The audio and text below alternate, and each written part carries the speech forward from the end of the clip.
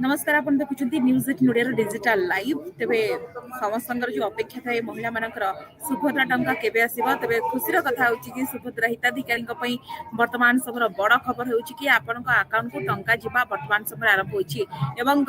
जो मानकर एनपीसीआई रे जेतु समस्या रहितला सेति पई 3,38,000 महिलांकर सुभद्रा टंका अटकीतिला उपमुख्यमंत्री प्रभाती परिडा मध्य बारंबार कहितले आमे तुरंत ताको क्लियर करूछु एवं खुशीर कथा कि आज देखिबा कि पाखापाखि 68,000 हिताधिकारी डॉक्यूमेंट क्लियर होइछि एवं टंका जिबा आरंभ होइछि जनक पर जनक अकाउंट को टंका 5,000 देखिबा कि सुभद्रा किस्ती चतुर्थ पर्याय किस्ती जिबा आरंभ होइछि प्रथम पर्याय ये चतुर्थ किस्ती तो बड़ कथा होइछि कि आउ जो मानकर अटकी रहिछि दर्शक बंधु आपण मध्य निजर कमेंट बॉक्स मध्य रखि परिबे कोन आपण चाहुछथि काहे अनेक महिला माने सुभद्रा को नेकी समान एबे भी द्वंद्व अछंती काहे जो मानक अकाउंट को टंका जाइछि से माने तो एकदम खुश अछंती कि जो मानक अकाउंट को टंका जाई नाही तो आउ जने लिखिछंती हमर अकाउंट आसुनी प्रत्येक महिला माने काहे